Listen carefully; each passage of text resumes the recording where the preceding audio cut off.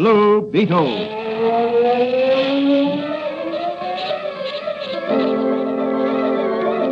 Sweeping down upon the underworld to smash gangland comes the mysterious, all-powerful character who is a problem to the police, but a crusader for law.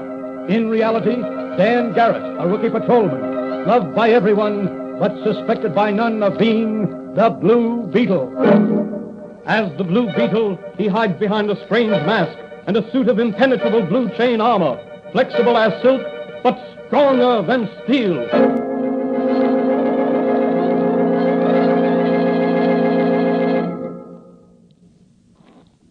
Today's episode of the Fox feature, The Blue Beetle, is entitled Finesse in Diamonds. The wealthy and beautiful wife of Benjamin Bannister, the oil magnate, claims to have been robbed of the famous Bannister diamond necklace, along with other jewelry of lesser value.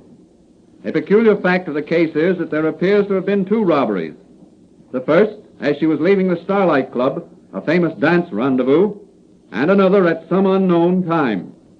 Apprehension of thugs who stripped a diamond necklace from her throat just outside the Starlight Club disclosed the fact that the necklace they stole was a fake. But the real necklace is still missing. As our story opens, Patrolman Dan Garrett, who is really the Blue Beetle, is discussing the case with his friend and confidant, Dr. Franz, the chemist. Danny, this Bannister jewel robbery is a very interesting case. Yes, it is, Doc. Well, from what you've read of it in the papers, do you believe Mrs. Bannister's social secretary is guilty? Well, the evidence so far is rather convincing. Some of the jewelry was found in the girl's room. But couldn't that have been planted there by the crooks? Yes, that's possible. Mrs. Bannister doesn't directly accuse her social secretary, Lucy Ridgway, according to this newspaper. But the real necklace is still missing. Yes.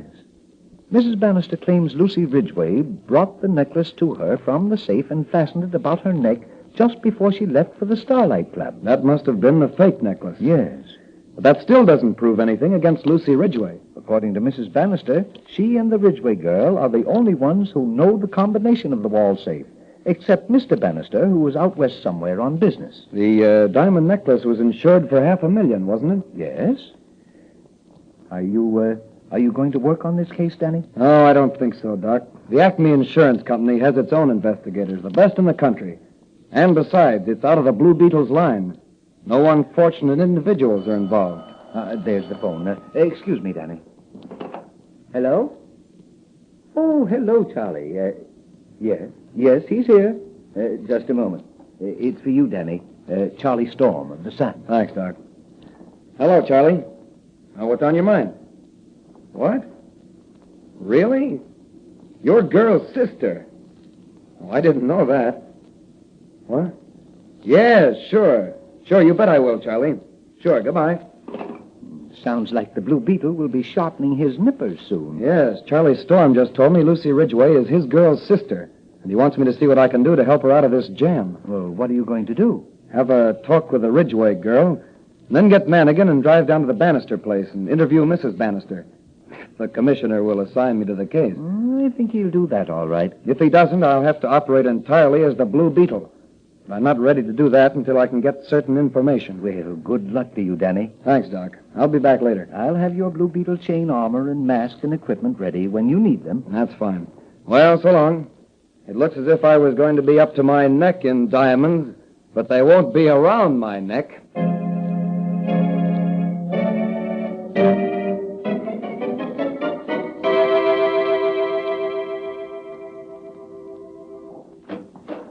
Here's the Ridgway girl, Dan. Thanks. I'm Dan Garrett, Miss Ridgway, a friend of Charlie Storm's. Oh, yes? Charlie asked me to do what I can to help you in this unfortunate case. Now, suppose you tell me what you know about this jewel robbery. Well, all I know is that the night Mrs. Bannister was held up and robbed of what proved to be a joke diamond necklace, I was awakened by Mrs. Bannister and some police officers and questioned about the disappearance of a diamond necklace. Were you aware of the fact that there were two almost identical necklaces? Yes. Mrs. Bannister told me some time ago her husband had urged her to have a duplicate necklace made of imitation diamonds to wear when she went out in public. She had such a necklace made, and when the necklaces were delivered by the jeweler, I put both boxes in the safe. You and Mrs. Bannister were the only ones who knew the combination of that safe. Mr. Bannister also knew it. Ah. He's away, I believe. That's right. Well, now, what can you tell me about Mrs. Bannister's private life that might be helpful in solving this mystery? What has she done recently, and with whom has she been associating? Oh, I'm afraid I couldn't divulge things like that. Now, I assure you, Miss Ridgway, the information will only be used to right any wrong that has been done. Well, Mrs. Bannister has been losing heavily at bridge recently. She's been rather more than attentive to Don Ricardo, the orchestra leader at the Starlight Club, since Mr. Bannister has been away. And last week she had a long interview with Mr. McCaffrey, a private detective from the Acme Insurance Company. Before the robbery? Yes. Have you any idea what the interview was about? No, but I noticed she seemed quite thoughtful after he left and a bit more cheerful, as if something had relieved her mind. That's very interesting. Oh, please, when can I get out of this horrible place? The disgrace of it, being put into jail like a common thief. Now, don't worry, Miss Ridgway. I'm on your side, and I'll do what I can for you. But I think that for the present, you're safer in than out of jail.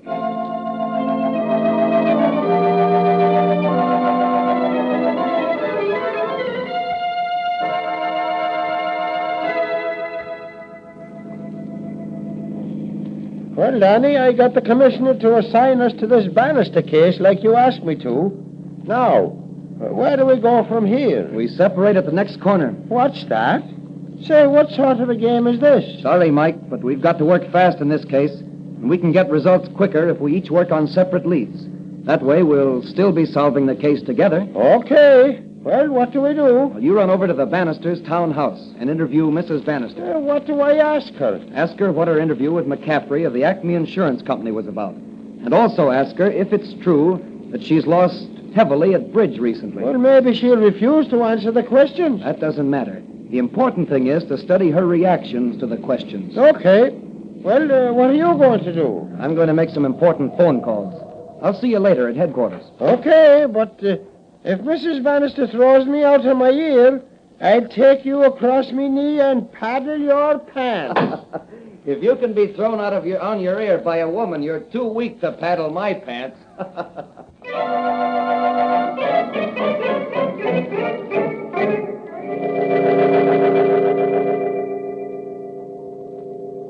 Well, everything's ready for you, Danny. Thanks, Doc. Now, I'll only take the magic ray and the Blue Beetle flashlight with me tonight.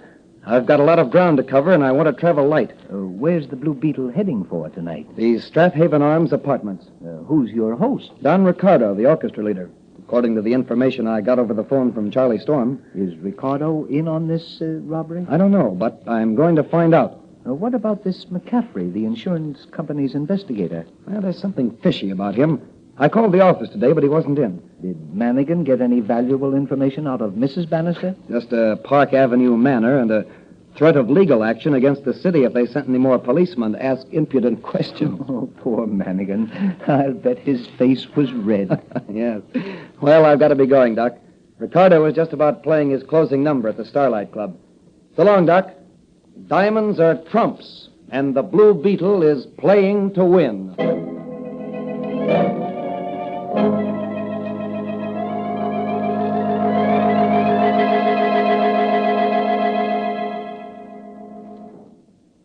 Let's quit playing cards and have another look at the necklace. Well, there it is. Oh, boy, they sure are a pretty mess of sparklers. Yes, we should realize quite a sum of money on them. Is it not so, Mac? About $100,000. Huh? Is that all? Sure. The necklace has to be broken up. The diamonds sold separately. Oh, I see. Well, then there's a part of the insurance your company pays over to the Bannister dame. Hey, Mac? That's right. We'll get 20% of that. Well, that's another $100,000. With my share, I can go home to South America and marry my sweet senorita. Say, where's the fence? You said he was coming over tonight and make us a bid on these sparklers. He'll be here in a minute. That's probably him now. Open the door, Ricardo. All right. The Blue Beetle. Who is it, this Blue Beetle? I do not know him. Oh, he's a masquerader. Who runs down criminals. I'm afraid you're on the wrong track, Blue Beetle. There are no criminals here. Well, what is it you want? I'd like to talk with you alone, Ricardo. Oh, but what about? As you see, we are playing cards. Well, why not deal me in? I'll make the fourth at bridge. We're expecting the other player any minute. And are these the stakes here, this string of glass beads? Mac, he calls them... Quiet, Trigger. Your friend seems to resent my calling these things beads. What, drop that necklace, Blue Beetle, or I... Quiet, Trigger, I said. You must pardon my friend, Blue Beetle. He's laboring under the impression that those glass beads in that necklace are real diamonds. So I gathered. I must say this necklace is a very good imitation of the famous Bannister necklace. Ah, that must be your fourth at bridge, so I'll be going. I'll talk with you some other time, Ricardo. By the way, gentlemen, if your visitor is by any chance a fence to whom you hope to sell the necklace, I'm sure he'll verify the word of the Blue Beetle. Those diamonds are fakes.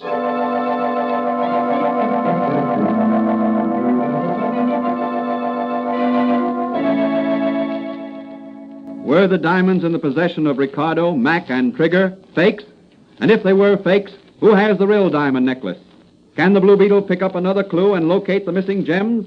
Or is Lucy Ridgway an accessory to the real thief? These questions will be answered in the next episode of The Blue Beetle.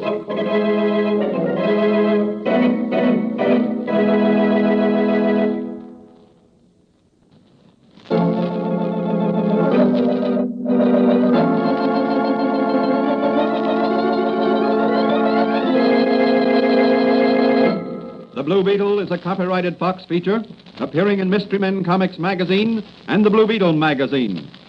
The Blue Beetle is on the air twice a week on this same station. Consult the broadcast schedule in your local newspapers. And don't forget to listen in to The Blue Beetle.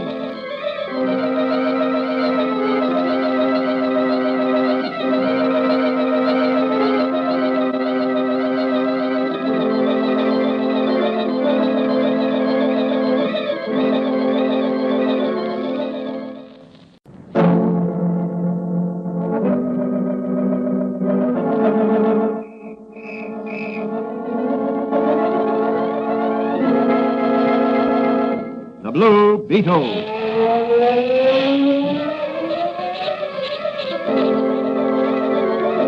Sweeping down upon the underworld to smash gangland comes The mysterious, all-powerful character who is a problem to the police, but a crusader for law. In reality, Dan Garrett, a rookie patrolman, loved by everyone, but suspected by none of being the Blue Beetle. As the Blue Beetle, he hides behind a strange mask and a suit of impenetrable blue chain armor, flexible as silk, but stronger than steel.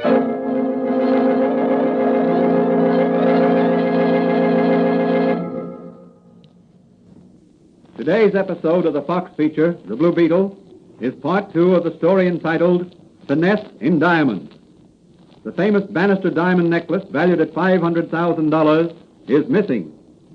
Lucy Ridgway, Mrs. Bannister's social secretary, is in jail, accused of being implicated in the theft. So far, 2 necklaces, both fakes, but resembling the real necklace, have been discovered.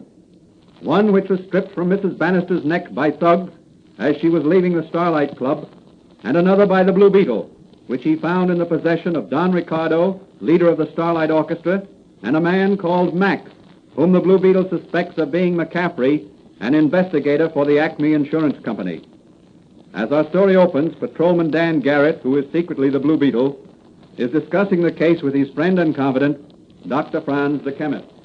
You could have knocked me over with a feather when I picked up that necklace at Ricardo's apartment and discovered it was a fake. I can well imagine. That makes 2 fakes. Yes. What about McCaffrey, Don Ricardo, and Trigger, as you say he was called? I imagine I'll run into them again shortly. Couldn't you arrest them? Only on suspicion. Remember, I caught them with a fake necklace as the Blue Beetle. The Blue Beetle can't testify in court. Yeah, that's right, but it seems a shame. According to this morning's paper, Ricardo was sailing for South America tonight. What? Are you sure? Well, as I remember, it said Don Ricardo, popular Starlight Club orchestra leader, is sailing tonight on the Cristobal for South America. Well, I've got to stop him somehow. Yeah, but how? The ship sails at midnight, doesn't it? I believe so. I've got it. We'll pick him up just as he's sailing and hold him as a material witness in this case. At least it'll give us a little more time to run down the real thief. Won't Ricardo's arrest scare off the others? I'll wait until the last moment before sailing. In the meantime, I've got a busy time ahead of me. Can I help you, Danny? Yes, Doc. You might have your recording equipment hooked up to your telephone. so that if I should call you at any time on my portable wireless telephone, you could record anything I pick up. All right, Danny. Where are you going now? To get the combination of the Bannister safe from Lucy Ridgway. I'll be back shortly and pick up the camera and photoelectric equipment. I may catch a thief with a camera.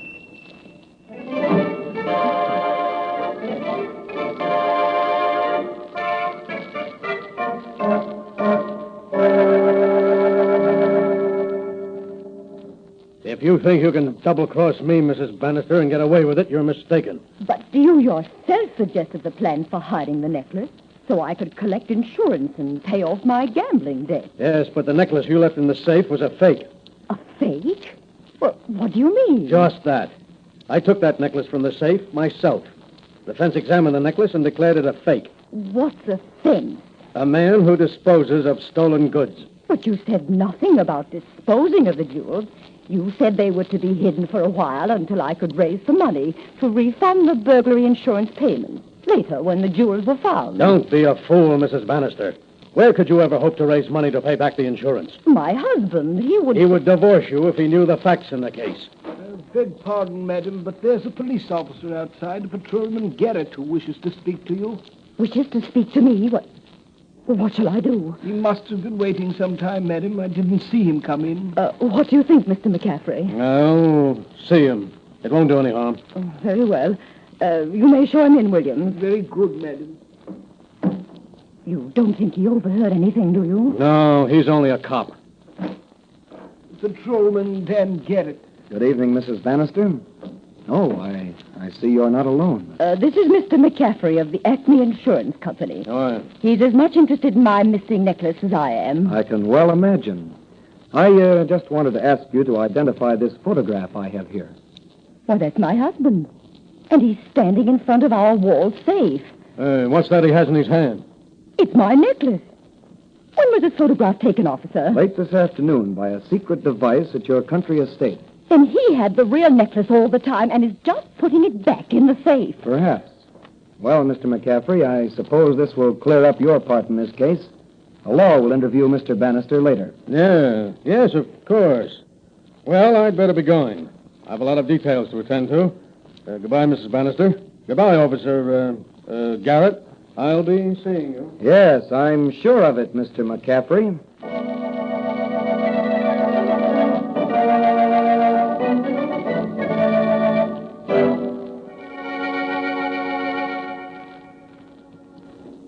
Did you record the Bannister-McCaffrey conversation early this evening, Doc? Yes, Danny. It wasn't very loud, but it's intelligible. Good. I had the mouthpiece of the portable wireless phone against the wall while they were talking in the next room. The butler almost caught me. Well, you got enough to make it hot for McCaffrey. Yes, and I'm going to make it hotter yet for him if my hunch is right. Well, what are you going to do? Well, as they say in bridge, the Blue Beetle is going to finesse in diamonds.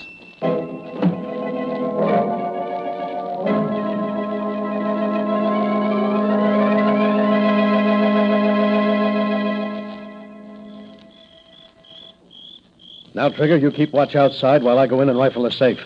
I've still got the combination Mrs. Bannister gave me. Okay, Mac. If you hear anybody coming, give me the hoot owl call. Sure, Mac, I got you. I'll pick up the real necklace this time, and we'll join Ricardo and beat it for Rio on the Cristobal tonight. I've always wanted to go to South America. Well, you're practically on your way.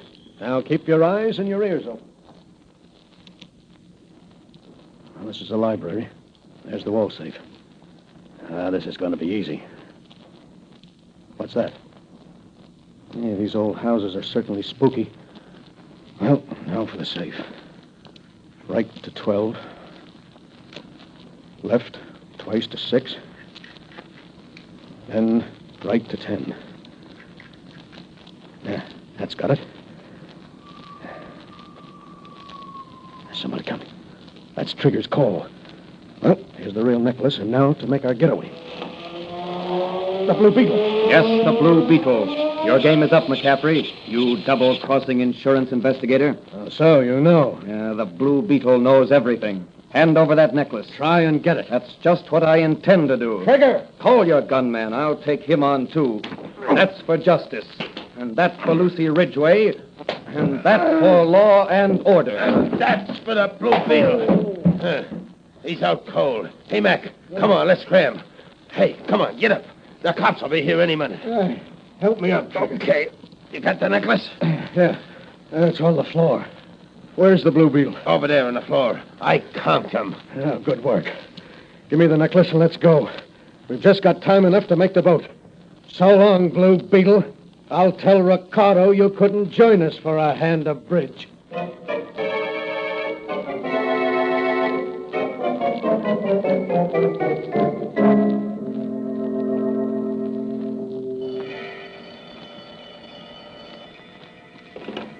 Hello?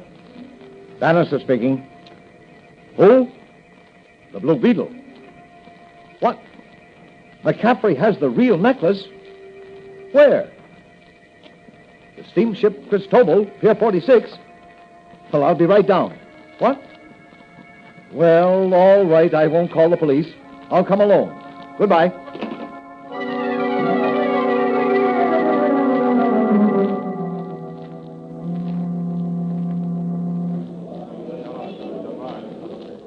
Well, 1 minute to go and we'll be on our way to South America. 1 minute? That's a very long time here. Don't worry, boys. Look, those men down there. They're ready to take in the gangplank. And I hope they make it snappy. Me nerves is all of a twitter. Don't lose your nerve now, Trigger. We're in the clear. But look, the gangplank, she's going away. Yep, we're off. On our way to Rio with $500,000 worth of jewels in our pockets. Shall we go below and make the game with the cards? That's a great idea. Good for relaxing the nerves.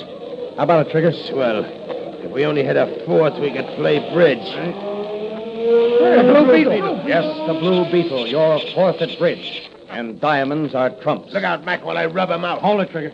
What's the use? He's got us. We can't get off the ship. A wise decision. Now, let's go up and visit the captain. Just a minute, please. Are these the men, Blue Beetle? Yes. You're Mr. Bannister? I am. These are your men. And here's a photograph I took earlier this evening with my photoelectric camera of McCaffrey here at your wall safe. Oh, that was the click I heard. That's right. Enough evidence to convict you. Now hand over the necklace to Mr. Bannister. Here it is. Are these the real diamonds, Mr. Bannister? Yes, these are genuine. I put them in the safe myself when I got back from the West. I had them in a secret hiding place. I had a duplicate made, and apparently Mrs. Bannister had one made also. Then we'll turn these men over to the captain, who will send them ashore with us under guard on the pilot boat. You can prosecute them. I don't wish to prosecute. I have the real necklace. My wife has confessed, and I have forgiven her. I wish to avoid scandal and forget this case as quickly as possible. Will you see that Lucy Ridgway is released from jail and her name cleared? It shall be done immediately, and I'll see to it that she will lose nothing by her unfortunate experience. That's great. Well, the Blue Beetle's job is done. You crooks are getting off easy. Take the Blue Beetle's advice and stay away from York City.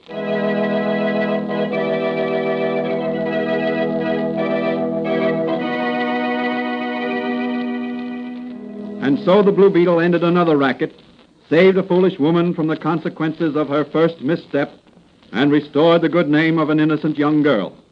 The moral of this story is, one falsehood leads to many, and one misstep may lead one farther and farther along the path of crime.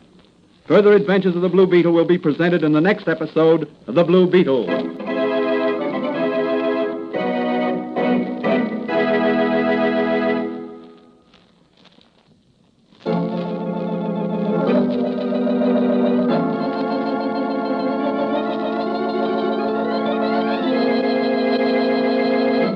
The Blue Beetle is a copyrighted Fox feature appearing in Mystery Men Comics magazine and the Blue Beetle magazine. The Blue Beetle is on the air twice a week on this same station. Consult the broadcast schedule in your local newspapers. And don't forget to listen in to The Blue Beetle.